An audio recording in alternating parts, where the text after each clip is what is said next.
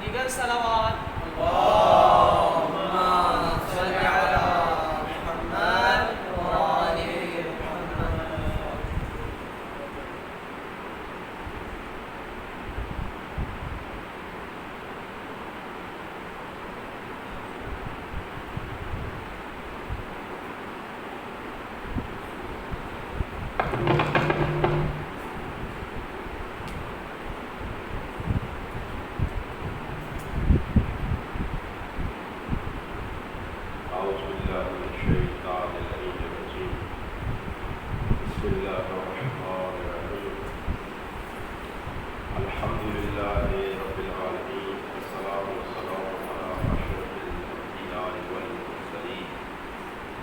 سیدنا و نبینا و طبیب نفوسنا و حبیب قلوبنا و شفیع ذنوبنا و مقتدانا و مولانا ابی القاسم محمد اللهم صل على محمد وآل محمد وآل بیتہ الطیبین الطاہرین المعصومین. اما بعد فقد قال اللہ تعالی فی کتابہ المجید وقولہ الحق بسم اللہ الرحمن الرحیم یا ایھا الذین آمنوا استجیبوا للہ وللرسول اذا دعاکم لما درود پڑھیں. اللهم صل على محمد وآل محمد مل کے ایک ساتھ درود پڑھیں. اللهم صل على محمد وآل محمد وعجل فرجهم.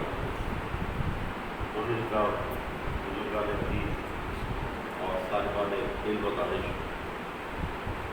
ایک طالب علموں والی جو کاوش ہے وہ آپ کی خدمت میں ہر روز کر رہا ہوں، اور موضوع گفتگو ہے کہ کربلا قرآن مجید کی آیات کے آئینے میں، آیات الہی کے آئینے میں جو کربلا ہے وہ کیسی ہے.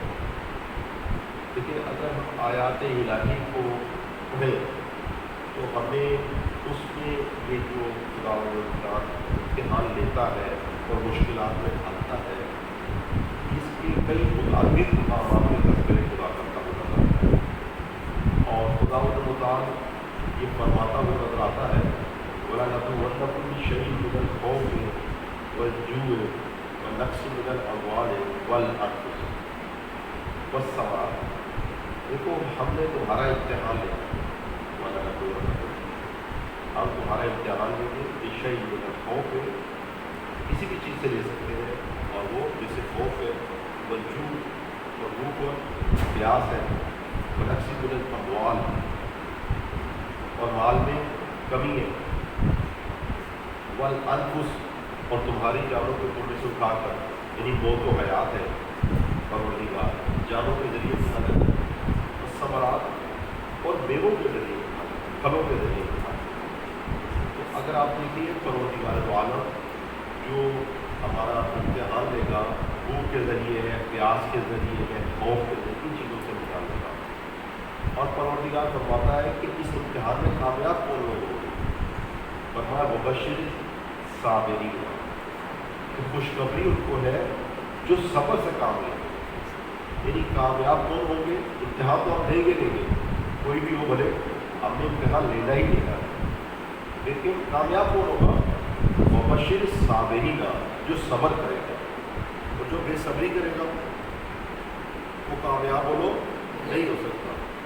یہ دیکھنا کہ صبر کسے کہتے ہیں. اگر صبر ہماری واضح ہو جائے تو پھر میں آپ کے سامنے امتحان کے متعلق کچھ عرض کروں کہ یہ صبر کیا ہے.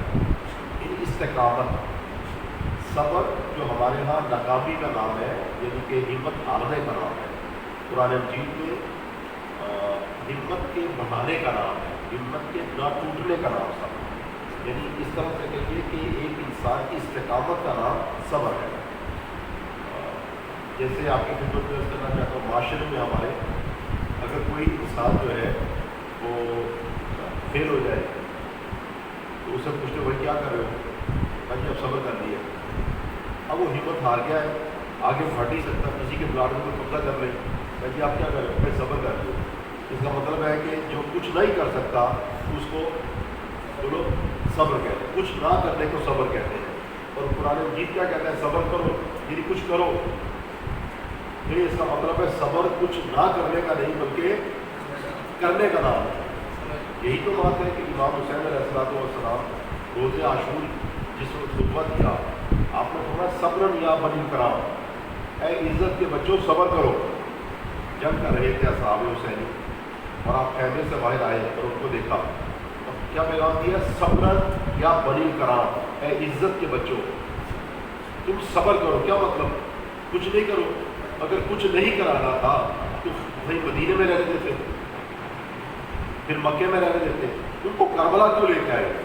اس کا مطلب ہے کہ ہمارے معاشرے میں جو صبر کا مفہوم ہے وہ اور ہے، اور قرآن مجید میں جو صبر کا معنی ہے بولو وہ اور ہے۔ اور فرمایا صبر یا بنی کرام، اے صبر کرو، استقامت کرو، ڈٹے رہو، اے عزت کے بچوں۔ فمل موت، اور جانتے ہو موت کیا ہے؟ اور اللہ تنظرۃ، ایک وہ پل ہے، موت تو ایک پل کا نام ہے۔ اب تو موت کو جیسے فنا سمجھتے ہیں، نابودی سمجھتے ہیں کہ مر گئے تو پھر بات ختم ہو جائے گی، رونا ختم ہو جائے گا۔ کسی نے کیا خوب کہا ہے کہ اگر مر کے بھی چین نہ آیا تو پھر کدھر جائے؟ یعنی مر کے جو ہے بات رکنی نہیں ہے۔ جیسے مرزا غالب بھی کہتے ہیں مجھے کیا کہ مشکل جو مرنا ایک بار ہوتا، مرنا ایک بار نہیں ہے۔ یہ جو ہم نطفے سے علقہ بنے، حلقے سے مضغہ بنے، مضغے سے نظام بنے، نظام سے بچے بنے، بچے سے جوانی میں آئے، اور یہ جو 1.5 عمر پھر بڑھاپا، یہ سب موت ہے ہماری۔ ایک نئی حیات ہے اور ایک نئی موت ہے۔ تو موت فنا کا نام نہیں ہے، بلکہ موت اس بات کا نام ہے کہ پہلا پیریڈ جو ہے وہ آپ کا ختم ہو گیا، اب دوسری لائف اور دوسرا پروسیجر آپ کا شروع ہو گیا ہے۔ اور جیسے حکیم امت کہتے ہیں کہ اگر خود گر وہ خود نگر وہ خود گیرے خودی، تو اگر خود گر تو اگر اپنے آپ کو خود دیکھے وہ خود نگر، اور اپنے آپ کو دیکھے اور خود اپنے آپ کو پالے تو خود گیرے خودی، اور اپنی ہستی کی شناخت کر لے تو یہ بھی ممکن ہے تو موت سے مرنا ہے۔ تو بات تجھے پھر سمجھ جو آئے گی وہ یہ ہے کہ تو موت سے مرنا نہیں ہے ممکن، یعنی پھر یہ بات کنفرم ہو جائے گی تیرے لیے کہ موت سے بولو مرنا نہیں ہے۔ تو امام نے فرمایا موت کیا ہے؟ اللہ قطرۃ، وہ تو ایک پل ہے، تعبرکم، وہ تمہیں لے جائے گی، عن الباساء والضراء، سختیوں اور تکلیفوں سے، کدھر لے جائے گی؟ الی الجنان الواسع، ایک ایسی جنت کی طرف جو بڑی وسیع اور بڑی عریض ہوگی۔ تو آپ دیکھیے موت امام جو ہے نا اس کو ایک پل تصور کر رہے ہیں، اور صبر کو استقامت کا نام دے رہے ہیں۔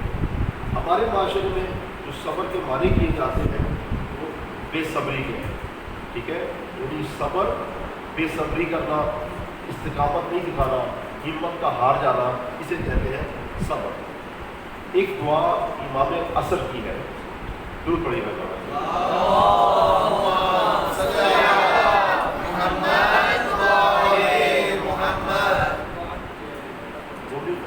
جو آپ تشریف لائے، میں آپ کی خدمت میں عرض کرنا چاہتا ہوں، ہماری گفتگو امتحان میں ہے، اور امتحان میں اللہ نے فرمایا کامیاب وہ ہوگا جو صبر کرے گا۔ ہمارے معاشرے میں صبر کہا جاتا ہے ہمت کے ہارنے کو۔ امام عصر کی ایک دعا آپ کی خدمت میں عرض کرنا چاہتا ہوں، تو عشاء کی نماز کے بعد آپ سب پڑھتے ہیں، وہ بعض جگہوں میں پڑھی جاتی ہے اور بعض جگہوں میں نہیں پڑھی جاتی۔ تو امام فرماتے ہیں وَتَفَضَّلْ عَلَىٰ عُلَمَائِنَا بارِ الٰہا، ہمارے علماء پہ یہ فضل کرتے ہیں۔ امام فرماتے ہیں کیا فضل کر دے؟ ان کو گاڑی دے دے، ان کو بنگلہ دے دے، کیا دے دے؟ فرمایا بارِ الٰہا یہ دے دے وَتَفَضَّلْ عَلَىٰ عُلَمَائِنَا بِالزُّهْدِ وَالنَّصِيحَةِ، ایک تو وہ زاہد بنے اور دوسرا لوگوں کو نصیحت کرے۔ یعنی یہ علماء پہ اللہ کا ایک کرم ہے، ایک فضل ہے کہ وہ نصیحت کرے، کیونکہ باہر کا ماحول جو ہے وہ غفلت کا ہے، وہ ہمیں بھلکڑ بنا دیتا ہے، ہمیں غافل کر دیتا ہے، ہم کو جو ہے یہ حقیقت دنیا بلا دیتا ہے۔ اور اگر علماء بھی ایسے ہو کہ آپ آئے وہ آپ کو خوش کرنا شروع کر دیں اور آپ جو ہے وہ موت کو یاد ہی نہ کر پائے اور آخرت اور دنیا کا فلسفہ سمجھ ہی نہ پائے، تو پھر فائدہ کیا ہو گیا؟ اگر مستی رہنا ہے تو پھر باہر کا بہت زیادہ اچھا ہے، وہاں بندہ زیادہ رہ سکتا ہے۔ تو امام نے فرمایا تفضل علی علماء، کہ علماء کی جو ایک آفت ہے وہ یہ ہے کہ بالزہد والنصیحت، وہ نصیحت نہیں کرتے، بہت کم ہے جہاں پہ وہ نصیحت کی بات کی جائے۔ آج کل تو یہ ہے کہ تو بڑا حاجی میں کوئی مطلب ہوگا، آپ مجھے حاجی صاحب کہتے رہے، ہم آپ کو مولوی صاحب کہتے رہے، آپ ہمیں خوش کرتے رہے، ہم آپ کو خوش کرتے ہیں۔ تو دوسری بات جو فرمائی امام نے وہ یہ ہے کہ وہ متعلمین جد و رغبہ، جو سیکھنے والے ہیں ان میں جدیت عطا، ان میں رغبت عطا، یعنی علم جو سیکھنے والے ہیں ان میں جو پیاس نہیں ہے، ان میں تڑپ نہیں ہے، ان کے اندر جستجو نہیں ہے، ان میں وہ سیریس پر نہیں ہے۔ اگر علم کب ملتا ہے انسان کو؟ دنیا کب ملتی ہے، آخرت کب ملتی ہے، کامیابیاں کب ملتی ہیں؟ صبر کے ذریعے، سنجیدگی کے ذریعے سے۔ اور جو سنجیدہ ہی نہیں ہے اس کو کچھ ملتا بولو نہیں ہے۔ آپ دکان میں بیٹھے ہیں، ایک کسٹمر آ جاتا ہے لیکن آپ کو پتہ ہی نہیں لگ رہا سنجیدہ ہے، تو آپ کبھی بھی اسے لفٹ نہیں کرتا بھائی جاؤ، اس لیے کہ وہ سنجیدہ ہی نہیں ہے۔ حتیٰ ماں باپ نہیں لفٹ کراتے، لیکن جب انسان سنجیدہ ہو جاتا ہے تب وہ توجہ کرتے ہیں۔ جیسے بچے جوان ہو جاتے ہیں اور شادی کی باتیں شروع کر دیتے ہیں، پھر ماں پوچھتی ہے کہ خرچہ کون دے گا، کمبین میں تو کمانا نہیں ہے، وہ سمجھ جاتا ہے کہ ابھی سیریس نہیں ہے۔ اور ایک مرتبہ وہ آتا ہے کہ اگر میری شادی نہیں کی تو میں گھر چھوڑ کے چلا جاؤں گا، تو کہتا ہے اب یہ سیریس ہو گیا۔ تو آپ دیکھیے کہ اگر انسان جد نہ پائی جائے، سیریس نہ ہو، صبر نہ ہو، استقامت نہ ہو، کوئی بھی اس پہ توجہ نہیں کرتا۔ مومن کرام یہی وجہ ہے کہ جو چیز ہمیں کامیابی دلائے گی وہ جد ہے، اور دینی معاملات میں بھی اگر ہم جد پائی جائے گی تو ہمیں کامیابی ملے گی، اور اگر جد نہیں پائی جائے گی کامیابی نہیں ملے گی۔ ایک عالم دین ورزش کرنے کے لیے، ایکسرسائز کرنے کے لیے، صبح کی واک کرنے کے لیے باہر نکلے، اور ہماری جو تعلیمات میں سب سے مشکل ٹاپک ہے وہ ہے قضاء و قدر، تقدیر کا مسئلہ۔ تو ایک مومن مل کے رستے میں، وہ اپنی واک کر رہے ہیں، ایکسرسائز کر رہے ہیں، جی ایک مسئلہ بتا دیں، اب بتاؤ کیا؟ جی مجھے قضاء و قدر سمجھا دیں، تقدیر کی بات سمجھا دیں۔ انہوں نے فرمایا کہ تو سیریس ہی نہیں ہے۔ یعنی میں سیریس ہوں، میں بالکل سننا چاہتا ہوں کہ اگر تو سیریس ہوتا تو تم وہاں پر پوچھتا جہاں پہ بات بتانے کا موقع ہے، یہاں تو ایکسرسائز مجھے کرنی ہے۔ اور جیسے بعض وقت لوگ ہوتے ہیں دسترخوان پہ سوال کر دیتے ہیں، تو اپنی زندگی اور موت کے سوال کریں، حیات کے سوال کریں، دسترخوان پہ کریں، اور مولوی صاحب بھی پریشان ہو جاتے ہیں کہ لقمہ منہ میں ڈالیں یا جو ہے وہ اس کا مسئلہ ہے۔ تو یہ اس بندے کی نشانی ہے جو سیریس باتوں کو کہا لے گا، جو کہ غیر سنجیدہ ہے۔ اگر سنجیدہ ہوگا وہ نہیں ہے۔ وہ عالم دین نے فرمایا کہ تم سنجیدہ ہی نہیں ہے، تم سیریس ہی نہیں ہو۔ جب سیریس ہو گئے تو مسئلہ بتا دو، یعنی میں سیریس ہوں، یعنی یہ جگہ جو ہے وہ واک کرنے کے لیے، ایکسرسائز کرنے کے لیے، سوال کرنے کے لیے نہیں ہے۔ یعنی جیسے کہتے ہیں کہ ہر نقطہ مقامی دا، فارسی میں کہتے ہیں ہر نقطے کی یا ہر بات کی ایک جگہ ہے۔ ایسا نہیں ہے کہ کوئی بات آپ کہیں بھی کر دیں اور کوئی نقطہ کہیں بھی لگا دیں، نہیں۔ جیسے اس نقطے نے ہمیں محرم سے مجرم کر دیا، وہ دعا پڑھتے رہے، ہم لگا لیتے، تو نقطہ کبھی غلط لگ جائے تو انسان مجرم بھی ہو جاتا ہے اور کبھی دعا سے دغا بات ہو جاتی ہے۔ تو انسان کے لیے ضروری ہے کہ وہ اس پہ جائے۔ ہمیں یہ جو جد ہے امتحانوں میں بھی کامیابی دلائے گی، ہر جگہ کامیابی دلائے گی، لیکن اگر ہم اندازہ لگائیں کہ جو نشئی لوگ ہیں ان میں اپنی فیلڈ میں بڑی جدیت پائی جاتی ہے، اپنے نشے میں یہ بڑے جد ہیں، سگریٹ پینے والے، نشہ کرنے والے بہت ہیں۔ اگر آپ دیکھیں کہ جو طالب علم دین کے یا نمازی ہیں، کسی جگہ پہ آپ نمازی چھوڑ کے چلے گئے 10 تو پیش نماز آئے مسجد کو آباد کرے 10 نمازی اس نے کر دی، اب وہ 6 مہینے کے لیے 2 مہینے کے لیے چلا جائے کسی جگہ پر، تو وہاں پر جب واپس پلٹ کے آئے گا کتنے نمازی ہوں گے؟ ایک بھی بولو نہیں ہوگا. کیوں؟ اس لیے کہ ان میں جدیت نہیں ہے، سیریس پر نہیں ہے، اس کی اہمیت کو جانتے نہیں ہیں، بس بلانے میں آ گئے. لیکن اگر وہ 2 نشئی کو چھوڑ کے چلا جائے کسی علاقے میں اور جب واپس 2 مہینے پر پڑھے گا تو پھر 100 نشئی ختم ہو جائے. وجہ یہ ہے کہ وہ وہاں پر ان میں جدیت پائی جاتی ہے. آپ کو ایک جو ہے نا ان کی جدیت کا میں واقعہ سناتا ہوں. ایک جنازہ لے کے نشئی جا رہے ہیں، جنازہ لے کے جا رہے ہیں، اور آپ کو پتا کہ یہ جو چین اسموکر ہوتے ہیں یہ کچھ بھی کر نہیں سکتے، فوراً ان کو ایک سگریٹ چاہیے ہوتا ہے.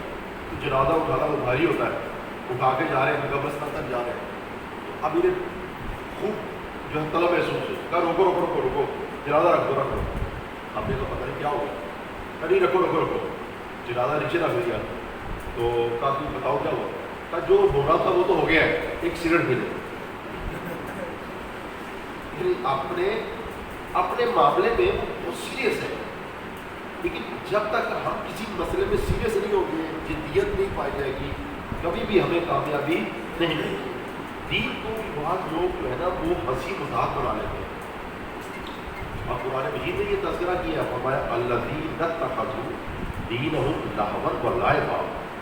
کچھ لوگ ایسے ہیں جنہوں نے دین کو لاہ و لعب بنایا. لاہ و لعب یعنی کھیل تماشا، اس کو سیریس نہیں لیا ہوا، اس کو مذاق بنایا ہوا.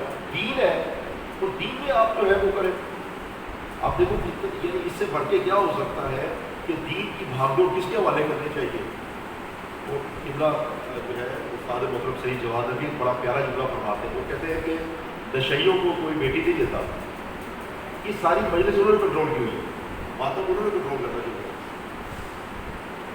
یعنی کہ ہم میں سے کوئی نعرہ لگانا پسند نہیں کرتا.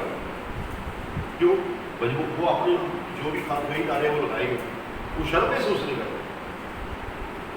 ہمارے اندر جب تک جدیت نہیں آئے گی ہم آگے نہیں بڑھیں گے. قرآن مجید کہتے ہیں الذین اتخذوا دینہم لہوا ولعبا. وہ لوگ جنہوں نے اپنا دین لاہ و لعب بنایا ہوا ہے. اگر ایسے موقع پہ اگر دین کو ہم لاہ و لعب بنا لیں گے تو کیا ہوگا؟ فرمایا فالیوم ننساہم. تو قیامت کا دن ہم اسے بھول جائیں گے. جب قیامت ہوگی تو فرمایا جو دین پہ سیریس نہیں لے گا، سنجیدگی بولو نہیں لے گا، فالیوم ننساہم، ہم اسے بھول جائیں گے. کما نسوا لقاء یومہم، جیسے اس دن وہاں پہ جو رہتا تھا تو ہمیں بھولا ہوا تھا. یعنی غیر سنجیدہ انسان کو خدا یاد بولو نہیں ہوتا. وہ جنازے پہ بھی بیٹھ کے جو ہے وہ مذاق کر رہے ہوتے ہیں. ایک جنازے پہ میں گیا تو وہ اندر ہو رہے تھے سارے، باہر جو بیٹھے تھے وہ مذاق کر رہے تھے، اب اس کی باری ہے، وہ کہہ رہے ہیں اس کی باری ہے. یعنی جو غیر سنجیدہ آدمی ہے وہ سنجیدگی کی جگہ پہ بھی کبھی سنجیدہ نہیں ہوتا ہے. اب بچوں کی ایک صفت یہ ہے کہ بچے کبھی سنجیدہ نہیں ہوتے. اب بچوں کے حوالے قرآن کر دیں، پینسل بلا دیں، تو وہ کیا کریں گے؟ اسی قرآن مجید کے اوپر جو ہے وہ تصویریں بنانا شروع کر دیں گے اور وہ پینٹنگ شروع کر دیں گے. بھائی یہ تو قرآن مجید ہے، لیکن ان کو اس بات کا کوئی بھی اندازہ نہیں ہے. کیوں؟ اس کی وجہ یہ ہے کہ یہ بچہ کہتے ہی اسے ہے کہ جو یعنی اپنا اصلی مقصد اور ہدف جو ہے وہ بھول جاتا ہے. تو جو لوگ اپنا اصلی ہدف بھول جاتے ہیں وہ در حقیقت میں غیر سنجیدہ لوگ ہیں. تو غیر سنجیدگی سے انسان کبھی بھی آگے نہیں بڑھ سکتا. اب دیکھیے مومن کرام، آپ نے جو ہے وہ قبر کو، روز حشر کو، محشر کو، وہ بھی ہم نے جو ہے وہ غیر سنجیدہ لیا ہوا. در حالانکہ عذاب قبر برحق ہے، حشر پھر اٹھایا جانا برحق ہے، سوال و جواب بولو برحق ہے. تو لیکن وہ کچھ احباب غیر سنجیدہ باتیں کرتے ہیں اور ساری قوم اسی کو بلیو کر لیتی ہے. جیسے آپ کہہ رہے ہیں کہ میں فشار قبر کو ایسا بدحال کر دوں گا کہ فرشتوں کی طبیعت بھی بحال کر دوں گا، ان کو بھی ذرا مزہ آ جائے گا. ہمارے ایک بزرگ عالم دین ہے شیخ شفا نجوی صاحب، میں نے ان سے براہ راست نہیں لیکن ان کو کلپ سنا تو وہ اسی بات پہ کہہ رہے تھے. کہنے لگے ایک ذاکر صاحب پڑھ رہے ہیں کہ جس وقت فرشتے ان کو سوال کرنے کے لیے آئے ایک مرد مومن سے تو وہ جناب اکڑ گیا کہ چلے جاؤ، میں نے جواب نہیں دینا. تو انہوں نے کہا جناب اس نے نشہ کیا ہوا ہے. فرشتے بڑے حیران ہوئے، کہا کون سا نشہ کیا؟ کہا حب علی کا. تو اسے کوئی یعنی فرشتے بھی بے بس ہو گئے، وہ بھی کوئی سوال نہیں کر سکتے. وہ ایسا ہی ہے کہ فرشتوں کی طبیعت بھی بحال کر دو. وہ یہ فرمانے لگے کہ اگر اتنا ہی یہ اکڑ سکتا ہے تو جب ملک الموت پاس آیا تھا تو وہاں پہ اکڑ جاتا، وہاں پہ رک جاتا، وہاں پر تو یہ بے بس ہو گیا. اب یہ خیالی قبر بنائی ہوئی ہے، خیالی قبر بنائی ہوئی ہے کہ وہ پوچھے گا آگے جی کون ہو؟ میں جعفری، میں جادوگری. یعنی یہ خیالات میں ایک بات ہوئی ہے. ہم نے قبر کو بھی سنجیدہ نہیں لیا ہوا، دنیا میں بھی سنجیدہ نہیں ہے اور قبر میں بھی سنجیدہ نہیں ہے، حشر میں بھی سنجیدہ نہیں ہے. تو یہی وجہ ہے کہ ہم کروڑوں کے حساب سے ہیں، لیکن آپ دیکھیں کہ کیسے ذبح کیے جا رہے ہیں، بھیڑ بکریوں کی طرح ذبح کیے جاتے ہیں، تو کسی کو کوئی پرواہ نہیں ہے. اور جب بھی کوئی فیصلہ کیا جاتا ہے ہم سے پوچھا جاتا ہے، ہمیں اس میں شامل ہی نہیں کیا جاتا، جو مرضی فیصلہ کر لیا جاتا ہے. وجہ کیا ہے کہ اگرچہ ہم تعداد میں بہت زیادہ ہیں لیکن سنجیدہ نہیں ہے. کامیابی اسی کو ملے گی جو سنجیدہ ہوگا، جو سنجیدہ نہیں ہوگا بولو اس کو کامیابی نہیں مل سکتی. دین جو ہے نا در حقیقت میں خدا یہ چاہتا ہے کہ اس کو مضبوطی کے ساتھ تھاما جائے. خدا مدد فرماتا ہے یا یحییٰ، اے یحییٰ خذ الکتاب بقوۃ، اے یحییٰ کتاب کو قوت کے ساتھ پکڑو، مضبوطی کے ساتھ پکڑو. ڈھیلے ڈالا کمزور بعض لوگ چائے کا کبھی پکڑتے ہیں تو ہاتھ کام نہیں ہوتے. کبھی ایسے دین کو نہیں پکڑنا بلکہ مضبوطی کے ساتھ دین کو. اب دین کو مضبوطی کے ساتھ پکڑنا ہے. جیسے وہ ہے جیسے ایک یکفر بالطاغوت بولو ویؤمن باللہ فقد استمسک بالعروۃ بولو وثقی. میں یکفر بالطاغوت، جو طاغوت کا انکار کرے وہ یؤمن باللہ، اور اللہ پر ایمان لے کے آئے. یعنی پہلے انکار ہے اور پھر اقرار ہے. اگر کوئی پہلے اقرار کر دے تو اس کا کوئی بھی فائدہ بولو نہیں ہے. اگر کوئی گلاس کو دھوئے نہیں، پہلے پانی لے کے آ جائے گدے میں تو آپ پانی پئیں گے نہیں. تو پہلے انکار کرنا ہے، اور جب انکار کر دیا تو اس کے بعد آپ نے اقرار کرنا. تو بھائی یکفر بالطاغوت، جب طاغوت کا انکار کر دے وہ یؤمن باللہ اور اللہ پر پھر ایمان لے کے آئے، پھر فقد استمسک بالعروۃ الوثقی. ان لوگوں نے دین کو مضبوطی سے تھاما، ان کے پاس ہے مضبوط سہارا. بولو کیا مضبوط سہارا. ایک ہے مضبوط سہارا، اسے کہتا ہے عروۃ الوثقی. اور ایک ہمارے ہاں ہے کہ ڈوبتے کو تنکے کا سہارا. قرآن مجید کیا کہتا ہے کہ ڈوبتے کو کیا چاہیے؟ مضبوط سہارا. اگر تین کا سہارا ڈوبتے کو چاہیے تو کبھی ڈوب کے دیکھ لینا، اور تین کا اگر نجات دے گیا تو بات صحیح ہو جائے گی. ایسا نہیں ہے. تو محاورے بہت سے وہ ایک صحیح ہوتے ہیں لیکن بہت سے محاورے غلط بھی ہوتے ہیں. جیسے ایک محاورہ یہ ہے کہ ڈوبتے کو تنکے کا سہارا نہیں، ہر ڈوبنے والے کو مضبوط سہارا چاہیے. کسی بھی مریض کو نیم حکیم نہیں چاہیے، وہ ایک کام کرے گا دوسرا کام خراب کر دے گا. تو اس لیے مضبوط سہارا جو ہے وہ انسان کو چاہیے. آپ دیکھیے کہ اگر مضبوط سہارا ہوگا انسان کامیاب ہوگا، اگر مضبوط سہارا نہیں ہوگا انسان کبھی بھی کامیاب نہیں ہو سکتا. تو دین کو ہمیں سنجیدگی کے ساتھ لینا ہے. دین کو اللہ تعالیٰ نے فرمایا یا یحییٰ خذ الکتاب بقوۃ، قوت کے ساتھ کتاب پکڑو. مومنو دین پکڑو تو عروۃ الوثقی کے ساتھ، مضبوطی کے ساتھ دین پکڑو. اور جو ہے کبھی فرمایا واعتصموا بحبل اللہ، اللہ کی رسی کو مضبوطی سے تھامو، رسی کو مضبوطی سے تھامو. یعنی اللہ مضبوطی سے تھام ہے، کمزور ہاتھوں سے بولو نہیں تھام. اب دیکھیے ہم کہاں پہ ہیں. یہ دنیا کی مثال جو ہے وہ کوہے کی ایک دی گئی ہے کہ کوہے کی طرح ہے دنیا، اور ہم ہیں نیچے کنویں کے نیچے، اور اللہ کا رسول اور ائمہ طاہرین اس کے اوپر. یعنی یہ ظلمات ہے اور وہ نورانی جگہ ہے. تو کنویں میں جو گرا ہو اس کو کیا کیا جاتا ہے؟ رسی پہ کی جاتی ہے. اور رسی جو ہے وہ ان تمسک تو بے ایمان، اگر کوئی اسے تمسک کر لے تو لن تضلوا بعدی، وہ کبھی بھی گمراہ نہیں ہو سکتا. ضروری ہے کہ تمسک اسے کرنا پڑتا ہے مضبوطی کے ساتھ. تو اگر آپ دیکھیے کوئی نیچے گرا ہوا، آپ نے رسی پھینکی ہے تو اسے کتنی مضبوطی چاہیے؟ وہ اگر ڈھیلے ڈالے ہاتھوں سے پکڑے گا تو کتنا فاصلہ طے کر سکتا ہے؟ جتنا کیا ہوگا اتنا ہی نیچے آ جائے. تو ضروری ہے کہ جتنا بھی انسان جو ہے اس سفر کو طے کرے مضبوطی کے ساتھ کرے. اگر مضبوطی کے ساتھ نہیں کیا وہ آگے بڑھ بولو نہیں سکتا. تو ہمیں دین یہ بتاتا ہے کہ اگرچہ آپ کی تعداد کم ہو لیکن اگر آپ کے اندر ایک چیز پائی جائے وہ کیا؟ جد، سنجیدگی، سیریس پن، پختگی، مضبوطی، تو آپ کامیاب ہیں. قرآن مجید فرماتا ہے کہ ایسا نہیں ہے کہ جہاں پہ بھی تعداد میں زیادہ ہوا پائے جاتے ہیں وہ کامیاب ہیں. فرمایا نہیں، ہم من فئۃ قلیلۃ غلبت فئۃ کثیرۃ باذن اللہ. فرمایا کتنے ہی کام جو ہے وہ احباب میں ہم نے ان کو فتح دے دی. کس کے اوپر؟ فئہ کثیرہ کے اوپر، گروہ کثیر کے اوپر. آپ دیکھیے کربلا کس چیز کا نام ہے؟ ایک دفعہ سننے کا نام ہے، ایک دفعہ ہم اس کو سمجھتے ہیں. اتنا خوبصورت جملہ امام طبری فرماتے ہیں کہ در حقیقت خون کی دھار کا تلوار کو شکست دینے کا نام ہے. یعنی خون نے شکست دے دی ہے تلواروں کو، مات دے دی ہے. آپ خون کی دھاریں جیت گئی ہیں. جن کے پاس کچھ بھی نہیں تھا، کوئی بھی اسلحہ نہیں تھا، وہ جیت گئے. کیوں؟ وہ فئہ قلیلہ کا نام ہے. وہ جو 30,000 وہ جو اس سے زیادہ احباب آئے تھے مارنے کے لیے، ان کا کوئی بھی نام نہیں ہے، ان کا کوئی بھی نام لیوا نہیں ہے. لیکن اگر نام باقی ہے تو حسین ابن علی کا، اگر پیغام باقی ہے تو بولو حسین ابن علی کا. آپ دیکھیے جتنے بیٹھے ہیں عاشق حسین ان کے لیے جان دینے کے لیے تیار ہے. کیوں؟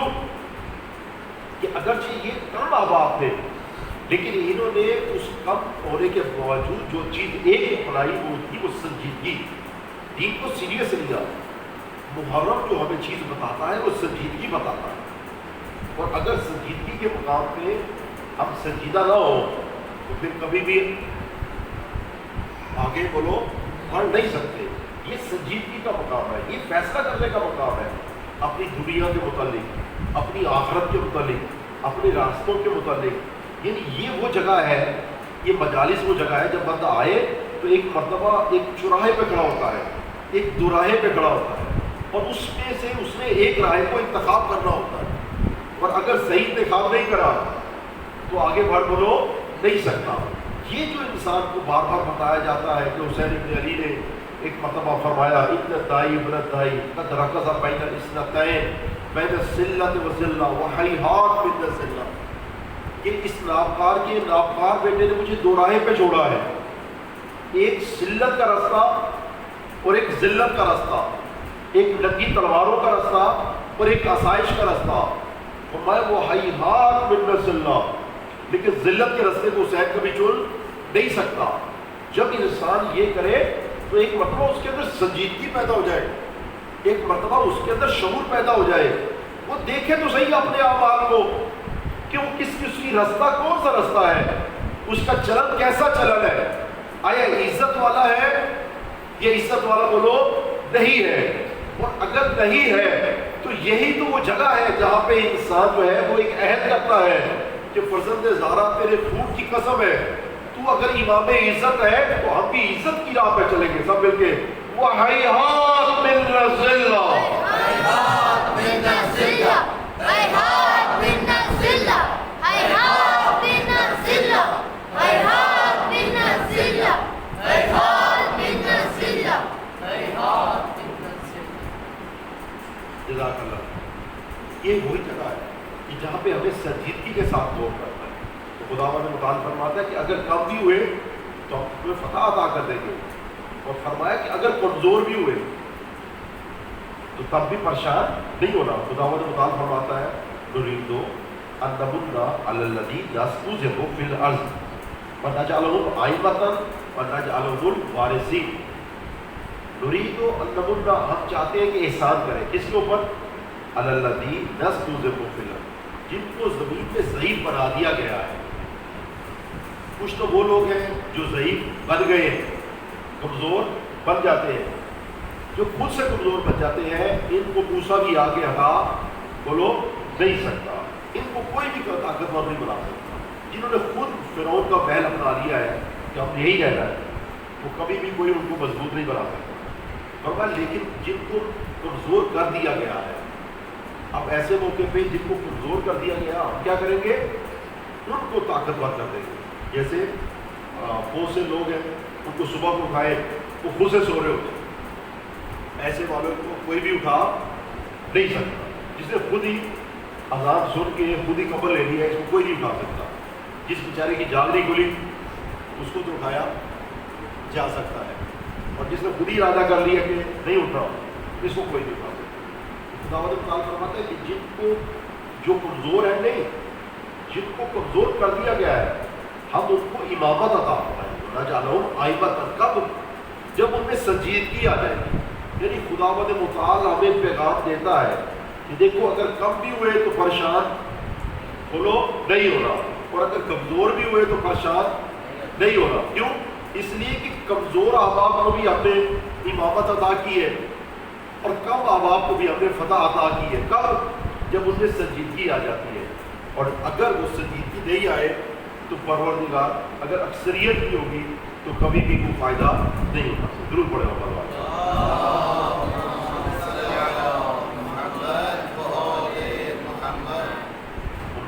سوال پڑے گا.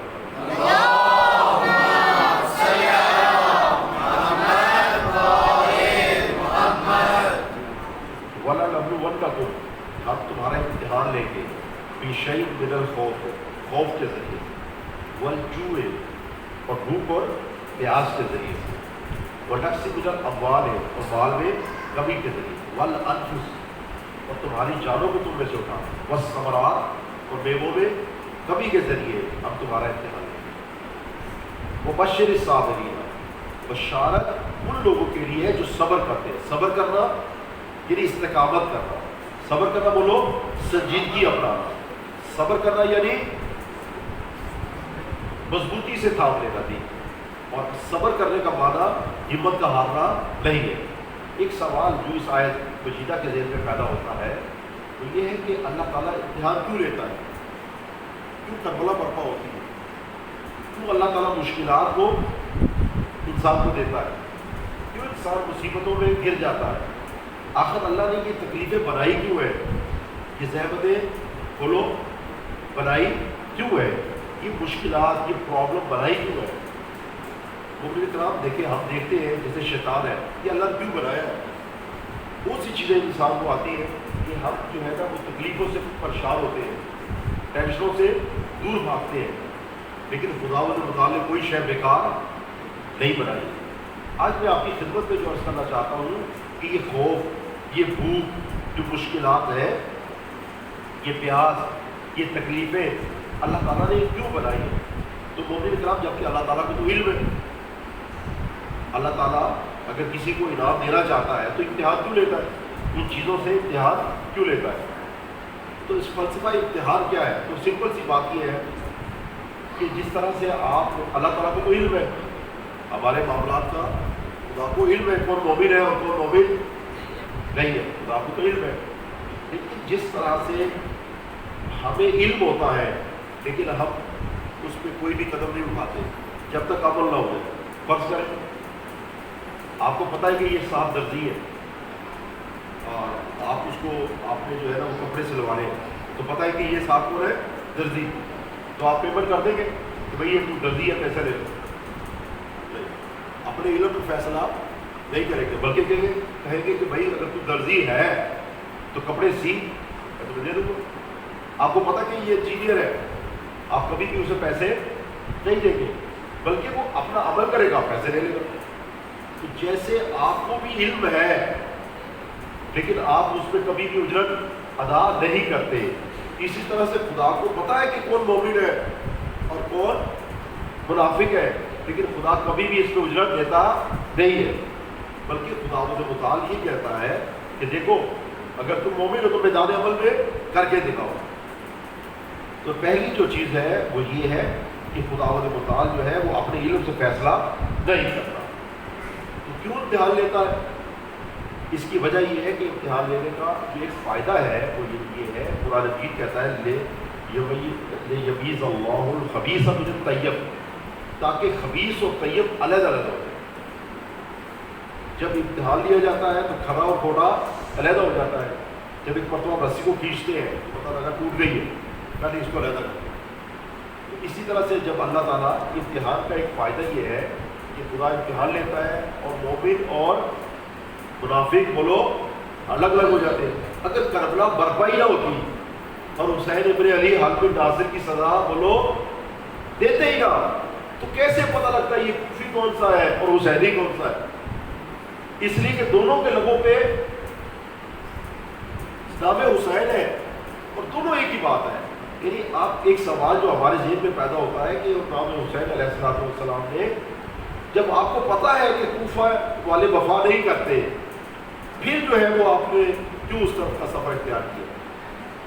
تو سبب یہ ہے کہ بقیہ کے چہرے تو عیاں ہیں لیکن کوفے والے قیامت تک مومن کہلائے جاتے ہیں اگر امام حسین اس طرح صبر نہیں کرتے. تو ایک جو فائدہ ہے وہ یہ ہے کہ مومن الگ ہو جاتا ہے اور بولو منافق الگ ہو جاتا ہے، کربلائی الگ ہو جاتا ہے. بالکل لبیک یا حسین، لبیک یا حسین، لبیک یا حسین، لبیک یا حسین، لبیک یا حسین، لبیک. صلوات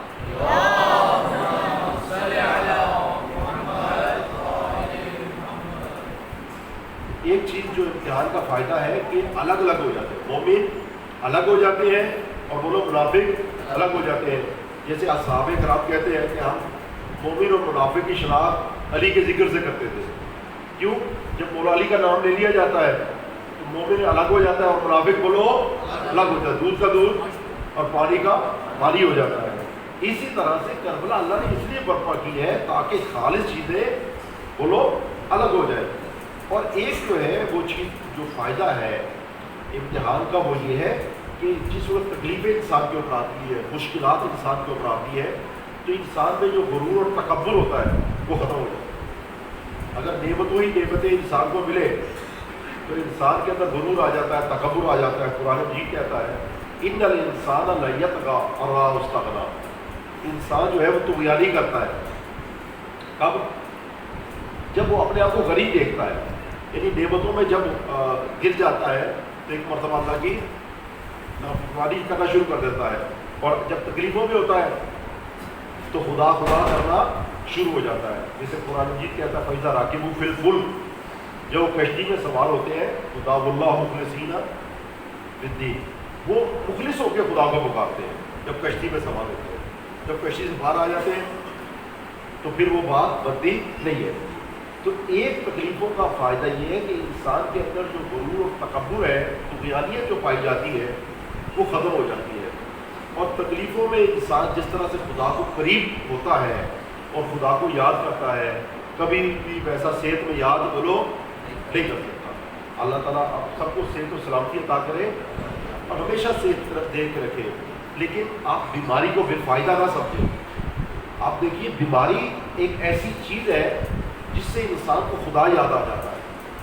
ہاں ہمارے دانت 50 سال صحیح رہے، کبھی ہم خدا کا شکر ادا کرتے ہیں، لیکن ایک مرتبہ دانت درد ہونا شروع ہو جائے اور پھر ٹھیک ہو تو کہتے ہیں اللہ کا شکر ہے، اللہ کا شکر ہے. بھائی اللہ کا شکر ہے، کیسے اللہ کا شکر ہے؟ جی دانت جو ہے وہ درد ٹھیک ہو گئی ہے. وہ جو 50 سال ٹھیک رہی ہے اس پہ شکر بولو ادا نہیں کرتے. یہ اسی طرح سے آپ دیکھیے اللہ نے ہمیں صحت دی ہوئی ہے، 40 سال 50 سال 60 سال، کبھی بھی ہم شکر ادا نہیں کرتے. جیسے صحت کا شکر ادا کریں، اللہ نے ہزاروں نعمتیں ہمیں صحت میں دی ہے. جیسے آپ پانی پیتے، آپ کو پیاس لگتی ہے، ٹھیک ہے، اب یہ پانی بدن سے باہر بھی نکلتا ہے، ٹھیک ہے، جو آپ غذا کھاتے ہیں بدن سے باہر بھی جاتی ہے. تو کبھی ہم نے اس پہ شکر ادا کیا؟ کبھی ہم نے اس پہ شکر ادا کیا کہ یہ جو ہمارے بدن میں پانی تھا یہ باہر چلا گیا؟ ہم اس پہ شکر ادا بولو نہیں کرتے. لیکن اگر کبھی یہ سلسلہ رک جائے اور پھر وہ جو مصیبت انسان کے اوپر آئے گی، وہ بھی جو تکلیف آئے گی، اور اس کے بعد جو شکر کرے گا اس شکر کی اور بات ہے. یعنی جو 60 سال 70 سال ایک معاملہ چلتا رہا اس پہ کبھی بھی شکر ادا بولو نہیں کرتا. تو تکلیفیں اور یہ زحمتیں اور یہ مشقتیں، یہ کربلا، یہ انسان کو شاکر خدا کا بنا دیتی ہیں. خدا کا شکر گزار بولو بندہ بنا دیتی ہے. کیا وجہ ہے کہ ان کے پاس ہزاروں نعمتیں ہیں, وہ شکر نہیں کر رہے, لیکن کربلا والے ہر نعمت میں شکر ادا کریں. سید سجاد سجدے میں سر رکھ کے کہتے ہیں, جب کربلا کے بھر میں سب کچھ لٹ گیا تو کیا فرماتے ہیں, لا الہ الا شکرا شکرا, ہمارے الہ تیرا شکر ہے. یعنی یہ لوگ جو ہے وہ نعمتیں پا کے شکر نہیں کر رہے, لیکن یہاں پہ قربانیاں دی جا رہی ہیں اور بولو شکر ادا کیا جا رہا ہے. یہ کیا وجہ ہے؟ یعنی شکر اس بات پہ ہے کہ بارے لا تو نے جو امتحان لیا, آل رسول اس امتحان میں کامیاب ہو گئے. آپ کی گاڑی صحیح چلتی رہے, آپ ایک مرتبہ الحمدللہ نہیں کہے, بالکل صحیح موٹر وے پہ جا رہی ہو, لیکن ایک مرتبہ لڑکھڑا کے کھائی میں گرنے لگے اور پھر ہو جائے تو پھر کیا کہیں گے, اینڈ تک الحمدللہ الحمدللہ, اللہ کا شکر ہے, اللہ کا شکر ہے. کیوں بھائی, وہ جو ایک گھنٹہ صحیح چلی ہے اس میں شکر ادا نہیں کر رہے. اس لیے کہ یہ زحمت انسان کو ایک مرتبہ اس کی حیثیت یاد دلا دیتی ہے, خدا کا شکر گزار بولو بندہ بنا دیتی ہے. اب کربلا میں جس وقت کربلا کی شہادتیں ہو گئی اور جناب زینب, درود پڑھیے گا جناب زینب,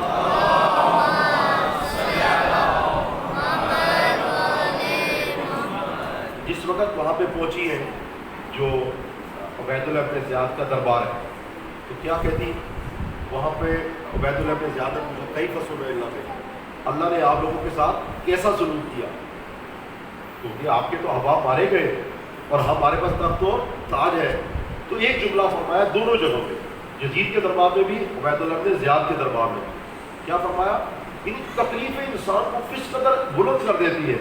فرمایا وما رأیت الا جمیلا, جو میں نے دیکھا وہ حسین ہی دیکھا, یہ کہیں بھی شکوا بولو نہیں کیا. فرمایا جو بھی دیکھا وما رأیت, میں نے جو بھی دیکھا الا جمیلا, اس کو جمیل دیکھا. یعنی بھائی کو شہید ہوتے ہوئے دیکھا تو جمیل دیکھا. اگر نواسے, اگر بیٹے, اگر جو ہے وہ عزیز و قارب, اگر رشتہ دار, ان کو اگر قتل ہوتے ہوئے دیکھا تو اللہ توحید کو میں نے اس میں دیکھا. یہ کیسے ہو گیا کہ تکلیفوں میں انسان کو جائے, تکلیفوں میں انسان اس کو اچھا تصور کرے. بھائیو بات یہ ہے کہ یہ انسان کے شعور کی بات ہے, انسان کے فہم کی بات ہے. جب تک انسان کا فہم اور علم اور شعور بچگانا رہتا ہے وہ صرف نعمتوں پہ شکر ادا کرتا ہے, اور جیسے ہی وہ بلند ہو جاتا ہے وہ مصیبتوں کو بھی اللہ کی ایک نعمت تصور کرنے لگ جاتا ہے. جیسے اگر بچے کو آپ دیکھیے, اگر ان کو آپ چاکلیٹ دے دیں گے تو بڑا شکریہ ادا کریں گے, تھینک یو آپ کا. لیکن اگر بچوں کو لہسن دے دیں, ادرک دے دیں, پیاز دے دیں, مرچیں دے دیں, اچار دے دیں, ان پہ کوئی شکر ادا بولو نہیں کرے گا. اچھا انہی کی ماں اور انہی کا باپ ادرک کو لے کے آئے گا, زحمت کرے گا, مشقت کرے گا, پیاز کو خریدے گا, یہی ادرک لہسن پیاز یہی اچار کو خریدے گا, اور ماں تکلیفوں کے ساتھ کھائے گی, بنائے گی, اور اس کو مزہ ویسے ہی آئے گا. کیسا, جیسا اس کو یعنی میٹھے میں آ رہا ہے ویسا ہی مزہ اچار میں آئے گا. کیوں؟ اس لیے کہ بچے کا جو ذہنی جو معیار ہے وہ اتنا ہے کہ صرف نعمتوں کو اللہ کی شکر کی جانب سمجھتا ہے. لیکن ماں کا جو شعور ہے وہ اس قدر بلند ہو گیا ہے کہ جہاں پہ وہ میٹھے پہ خدا کا شکر ادا کر رہی ہے وہاں پہ کھٹاس کے اوپر بھی خدا کا شکر ادا کر رہی ہے.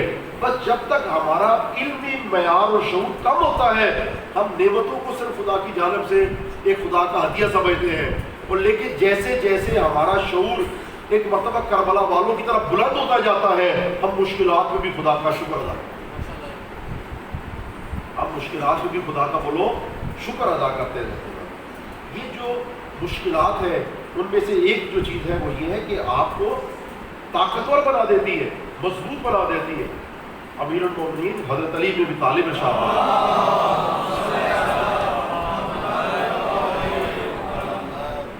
آپ فرماتے ہیں کہ وہ درخت جو ندی کنارے ہوتے ہیں اور وہ درخت جو وہاں پر ہوتے ہیں جنگلوں میں ہوتے ہیں, فرمایا یہ جو ندیاں کنارے درخت ہوتے ہیں انہیں صبح و شام پانی ملتا ہے, اور جنگلوں میں ہوتے ہیں ان کو بالکل پانی نہیں ملتا.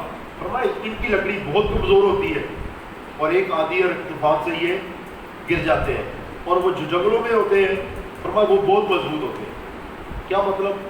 مطلب یہ کہ وہ انسان جو نعمتوں کے اندر پلتے ہیں وہ حقیقت میں بہت ہی کمزور ہوتے ہیں، اور جو تکلیفوں میں پلتے ہیں حقیقت میں اللہ تعالیٰ ان کو بہت مضبوطی عطا کر دیتا ہے. یہی وجہ ہے کہ یہ تکلیفیں، یہ زحمتیں یہ بیکار میں نہیں ہے. یہ جو خوف ہے، یہ جو جو ہے، یہ بھوک ہے، یہ پیاس ہے، اللہ تعالیٰ جس کے ذریعے انسان کا امتحان لیتا ہے، بلکہ یہ جو ہے نا وہ کس کے لیے؟ یہ انسان کو آگے بڑھانے کے لیے ہے. اور اگر یہ نہیں ہو تو انسان آگے بڑھ نہیں سکتا. جیسے لوہار ہے، لوہا کب قابل استعمال ہوتا ہے؟ جس میں اسے آگ کی بھٹی میں گرا دیا. جب آگ میں پگھلتا ہے تو وہ ٹولز بننے کے قابل ہو جاتا ہے. اور سونا جس وقت آگ میں اس کو رکھا جاتا ہے تو تب جا کے وہ زیورات کی شکل کا بناتا ہے. یہ زمین جس میں اس میں کھیت چلائے جاتے ہیں، جب اس میں ہل چلائے جاتے ہیں تب جو ہے وہ کھیتی کے قابل ہو جاتی ہے. یعنی اس سے پہلے ہل چلانے کے بغیر وہ اس کے قابل نہیں ہوتی. اسی طرح سے یہ بندہ مومن خدا کا شکر گزار بندہ تب بنتا ہے جب مشکلات کے درمیان میں سے گزرتا ہے. اور اگر مشکلات کے درمیان میں سے نہیں گزرے تو خدا کا شکر گزار بندہ بن نہیں سکتا. کربلا سے ہمیں یہی پیغام ملتا ہے، یہی پیغام شکر ملتا ہے کہ آپ دیکھیے کہ کس قدر مائیں شکر ادا کر رہی ہے. اور ہر ماں کی یہ تمنا ہے، انہیں دو چار شکر مسائل کی ہو جائے، ہر ماں کی یہ تمنا ہے کہ اس کا لال حسین ابن علی پہ قربان ہو جائے.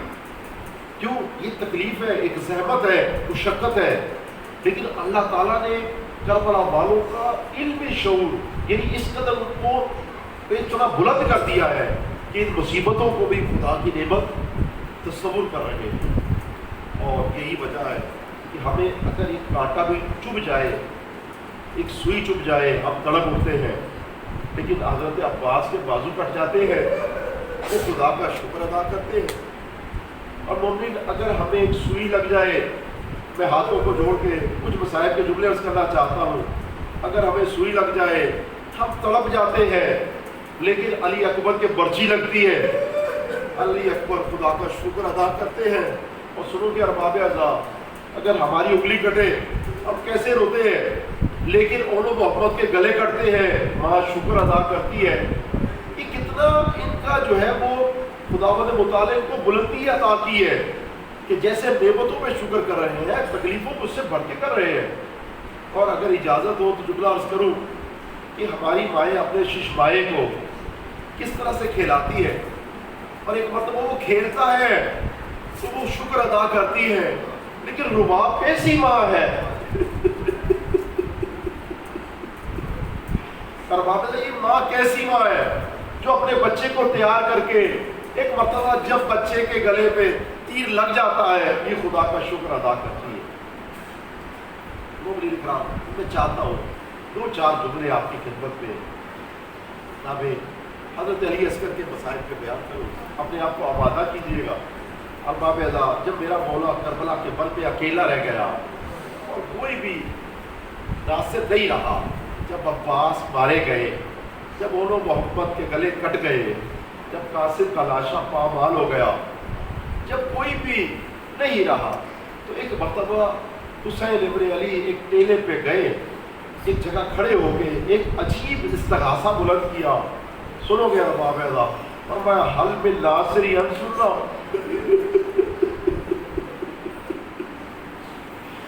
کہ ہے کوئی میری جو مدد کو آئے؟ فرمایا حل من ناصر ینصرنا حل من مغیث یغیثنا. ہے کوئی جو میرے استغاثے میں لبیک کہے؟ میں ہاتھوں کو جوڑ کے عرض کروں گا مولا آپ کو کتنی تشنگی تھی کہ کاش کوئی لبیک کہے. آپ روتے جائیے، پر یہ جملے حسین ابن علی سے کہیے کہ آئی کاش مولا اگر ہم کربلا میں ہوتے نہ جناب سکینہ کو تماچے لگتے. اجروں کو بول اللہ، آوازوں کو بلند کیجیے ارباب عذاب. اے کاش اتنے چاہنے والے حسین ابن علی کے ہوتے تو ارباب عذاب نہ علی اصغر کے تیر لگتے، نہ جو ہے وہ انہوں محمد کے گلے کٹتے. ایک مرتبہ استغاثہ بلند کیا، حل من ناصر ینصرنا، ہے کوئی جو میری مدد کو آئے؟ تو فرمایا حال من مغیث یغیثنا، ہے کوئی جو میرے استغاثے کو سنے؟ اور ارباب ادا اس کے بعد ایک درد بھرا جملہ کہا جو رلانے کے لیے کافی ہے. کیا کہا؟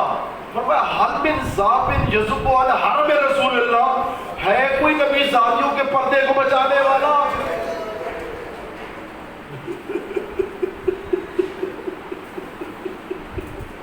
کہ ہے کوئی زینب کے پردے کو بچانے والا؟ بولا اس وقت تو نہیں تھے، لیکن آج یہ لبیک کا وقت ہے. اپنے دلوں میں لبیک، روتے بھی جائیے اور لبیک کہیے کہ مولا میں آ گیا ہوں. مولا وہ جس کی ناصر کی تلاش تھی وہ ناصر میں ہوں. مولا میں اپنی جان بھی دے دوں گا. مولا میری اولاد بھی حاضر ہے آپ کے اوپر. ایک مرتبہ جب حسین بن علی نے استغاثہ بلند کیا، حل من ناصر ینصرنا، ہے کوئی جو میری آواز میں لبیک کہے؟ اب کیسے کوئی لبیک کہے؟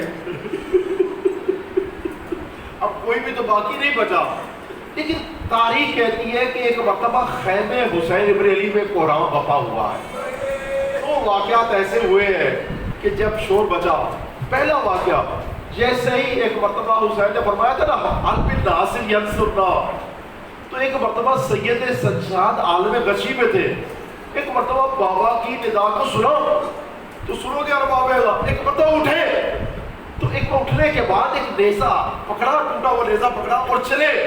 جناب امام حسین نے فرمایا بہنا سجاد کو روکو. ایک مرتبہ سید سجاد کو روکا تو جانتے کیا فرمایا؟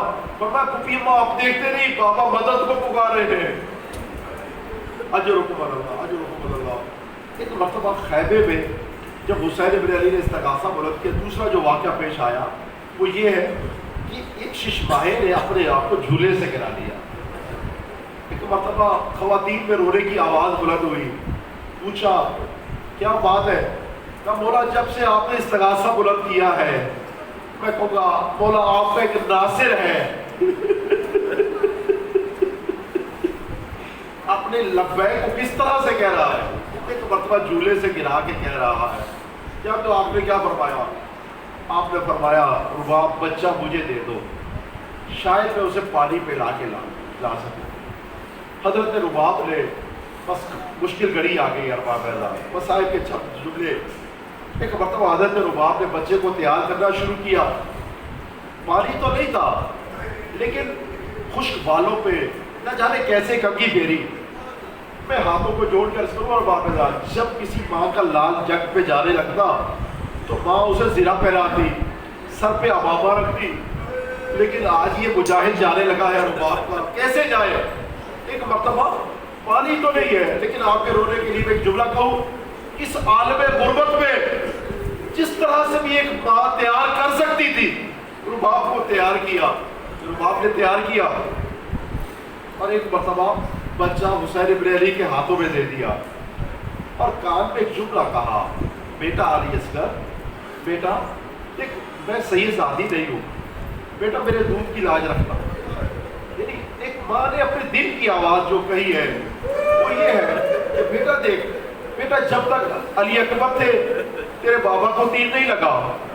بیٹا جب تک عباس تھے، چچا عباس تھے، حسین ابن علی پہ کوئی تیر نہیں لگا. بیٹا جب تک یہ شہزادے تھے کچھ بھی تیر نہیں لگا. لیکن بیٹا اب جب تمہیں تو ہے تو بیٹا یعنی شاید اس طرح سے کہا بیٹا کہ اگر کوئی تیر کربلا کے بل پہ آئے نا تو بیٹا کوشش کرنا بابا کو نہ لگے، بیٹا باپ کو نہ لگے.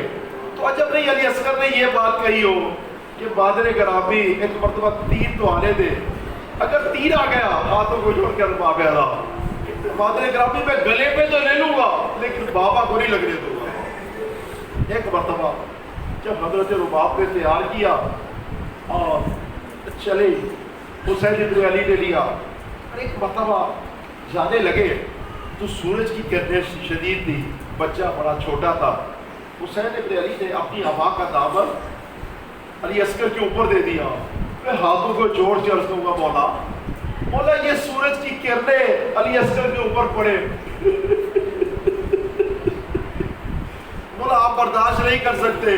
مولا اس وقت کیسے برداشت کرو گے جب کربلا کا تیر لگے گا. ایک مرتبہ چلے فوج اشکیا نے یہ سمجھا کہ حسین قرآن لے کے آئے ہیں. ہاں قرآن ہے، قرآن ثابت نہیں، قرآن ناطق کا ایک پارہ ہے. حسین گئے، بس ختم ہوگی مجلس ہزار بابیلا.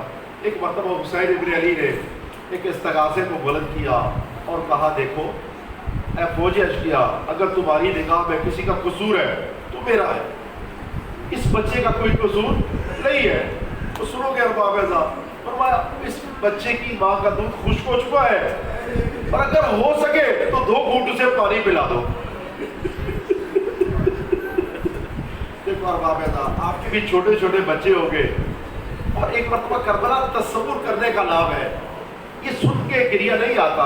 ایک مرتبہ تصور کرے میری بہنیں جو موجود ہے کہ اگر ایک 6 ماہ ایک 6 مہینے کا بچہ ہو اور اس کو پیاس لگے تو کیسے پانی پیے گا؟ گلاس میں پانی ماں اسے بولو نہیں پلائے گی، کیسے پانی پلائے گی؟ اگر گلاس کو پکڑ کے 2 انگلیاں پانی میں ڈبو دے اور 2 قطرے اگر منہ میں ڈال دے، بچے کی پیاس بولو بجھ جاتی ہے. یعنی وہ حسین جس کی ماں کے جہیز میں کائنات کا پانی ہے، وہ اپنے بچے کے لیے 2 قطرے مانگ رہا ہے. لیکن ارباب ذات ایک مرتبہ یہ ظلم دیکھ کے فوج اشقیا کی آنکھوں میں بھی آنسو آنے لگے.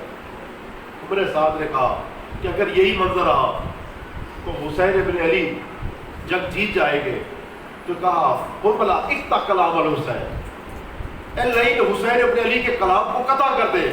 یہ لعین کہتا ہے حسین کے کلام کو قطع کروں یہ بچے کے گلے کو. ارباب ذات ایک مرتبہ یہ حرملہ نے تیر کھینچا. جانتے ہو یہ تیر کون سا تھا؟ اس کو جو علماء نے تاریخ بیان کی ہے وہ یہ کہ تین شعبہ تیر تھا. ایک تیر ہوتا ہے جس کا ایک منہ ہے، وہ ایک شعبہ کہلاتا ہے. سنو کہ ہاتھوں کو جوڑ کر اس کرنا چاہتا ہوں. ارباب ذات جو گھوڑے کے مارنے کے لیے، جو جنگلی جانوروں کو مارنے کے لیے استعمال کیا جاتا تھا، وہ تیر اس نے نشانے پہ کھینچا. ایک مرتبہ تیر نشانے پہ بچے کے گلے پہ جب کھینچا ہے تو ایک مرتبہ تیر اس کے ہاتھ کانپے ہے. تیر جب چھوڑنے لگا نا تو ایک مرتبہ تیر نیچے گر گیا. دوبارہ پکڑا، پھر تیر جو نشانے پہ کھینچا، پھر نیچے گر گیا. تیسری مرتبہ جو تیر کو پکڑا عمر سعد آگے آیا، کہا اے لعین تو سب سے بڑا نشانے باز ہے، کیا وجہ ہے تیرا نشانہ کیوں نہیں لگتا؟ ایک مرتبہ حرملہ نے کہا کہ لعین دیکھ جیسے ہی میں تیر لگانے لگتا ہوں،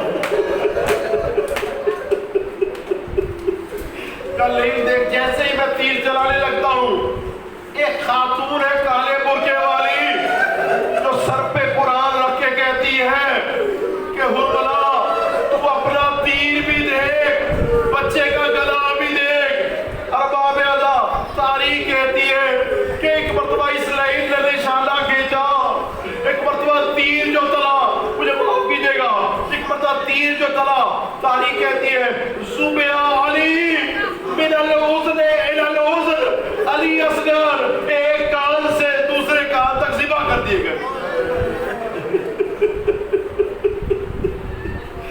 میں نے تو آپ کی خدمت میں عرض کر دیا نا، مسائل کو پڑھ دیا. یا تو کیسے علماء کرام نے اس کو ذکر کیا ہے، فرمایا کیسے علی اصغر کیسے شہید ہوئے؟ کہا ایسے جیسے مچھلی پانی میں سے جان دیتی ہے. یعنی کیسے دیتی ہے؟ فرمایا مچھلی کو اگر پانی سے نکالو تو اس کی 3 حالتیں ہوتی ہیں. ایک مرتبہ پانی سے نکلتی ہے تو خوب تڑپتی ہے، پانی سے نکلتی ہے تو خوب تڑپتی ہے، ایک مرتبہ پھر کبھی منہ کھولتی ہے اور بند کر دیتی ہے، پر تیسری حالت یہ ہے کہ ایک جگہ پہ سر رکھتی ہے تو سو جاتی ہے. بس علی اصغر کی شہادت بھی 3 طرح سے ہوئی ہے.